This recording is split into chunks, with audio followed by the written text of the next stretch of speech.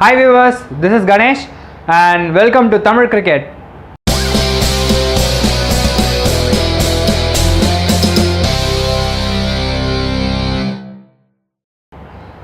இன்னைக்கு நான் உங்களுக்கு சொல்லி தர போகிற கான்செப்ட் என்னன்னா, இப்போ ஒரு நியூ பால் போலர் போலிங் போடும்போது ஒரு பெரிய போலர்னா பரவாயில்ல, பட் ஒரு பிகினராக இருந்தால் அந்த நியூ பால் எப்படி கண்ட்ரோல் பண்ணி இன் ஸ்விங் அவுட் ஸ்விங் பண்ணுறதுன்னு தெரியாது. ஸோ அவங்க போட்டால் கண்ணாப்பின்னான்னு ஸ்விங் ஆகும், வைடு நோ பால், அவர் ப்ரெஷரில் என்ன போடுறதுன்னு தெரியாமல் 10-15 பால் ஒரு ஓவருக்கு போட்டே இருப்பார். ஸோ இந்த ப்ராப்ளம் நீங்கள் வந்து ஈஸியாக டேக்கிள் பண்ணலாம். ஏன்னா நியூ பால் கண்ட்ரோல் பண்ணுறதுன்றது சீம் பொசிஷனை வச்சு தான் இருக்குது. ஸோ இன்றைக்கி அந்த சீம் பொசிஷன் எப்படி பிடிச்சா நியூ பாலில் வந்து ஸ்விங்கை கண்ட்ரோல் பண்ணலாம் அப்படின்ற விஷயத்தை நான் கிளியராக சொல்ல போகிறேன். ஸோ இதுதான் ஒரு கிரிக்கெட் பால். இந்த கிரிக்கெட் பாலை பார்த்திங்கன்னா இந்த த்ரெட்டிங் தான் வந்து சீம்னு சொல்லுவாங்க. இந்த சீமில் தான் வந்துட்டு நம்ம 2 ஃபிங்கரை ஹோல்ட் பண்ணுவோம். இந்த மாதிரி இந்த ஃபிங்கரை ஹோல்ட் பண்ணி தான் நம்ம வந்து மீடியம் பேஸ் போலிங் போடுவோம்.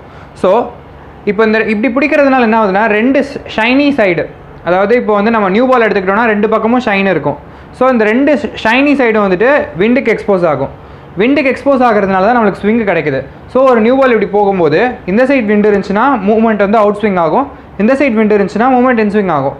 அண்ட் ஆல்சோ வந்துட்டு நம்மளால் ஃபிங்கர்ஸால் கூட கண்ட்ரோல் பண்ணி ஸ்விங் பண்ண முடியும். அதை வந்து ஃபர்தராக இன்னொரு வீடியோவில் நான் சொல்கிறேன்.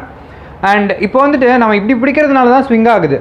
ஸோ இப்போ நம்ம ஸ்விங்கை கண்ட்ரோல் பண்ணணும்னா அக்ராஸ் த சீம் பிடிச்சாலே போதும், இந்த மாதிரி. ஸோ இதுதான் அலாங் த சீம். இந்த சீமை வந்து விட்டுட்டு அக்ராஸ் த சீம் பாலை பிடிச்சோன்னா 2 ஷைனி சைடும் நம்மளுக்கு இந்த சைடில் வந்துடும். ஸோ போலிங் போடும்போது அக்ராஸ் த சீமில் ரொட்டேட் ஆகும். ஸோ அப்படி ரொட்டேட் ஆகும்போது 2 ஷைனி சைடுமே எக்ஸ்போஸ் ஆகாது. ஸோ ஆட்டோமேட்டிக்காக பார்த்திங்கன்னா பால் வந்துட்டு ஸ்விங் ஆகாமல் நேராக போகும். அப்போது ஒரு பிகினருக்கு பார்த்திங்கன்னா ஸ்விங் இல்லாமல் பால் நேராக போகணும். ஏன்னா நம்மளுக்கு வந்து மேண்டட்டரியாக ரன்னு தான் போகக்கூடாது ஃபர்ஸ்ட் ஆஃப் ஆல். அண்ட் இதே டெக்னிக் தான் ஸ்டம்பர் பால்லையும். பட் ஸ்டம்பர் பாலில் பார்த்திங்கன்னா ஒரு த்ரெட்டிங் வந்துட்டு இருக்காது, ரொம்ப மைன்யூட்டாக தான் இருக்கும் அந்த சீம். ஸோ ரொம்ப கண்ட்ரோல் இருக்காது, பட் கம்பேரிட்டிவ்லி நல்ல கண்ட்ரோல் கிடைக்கும்.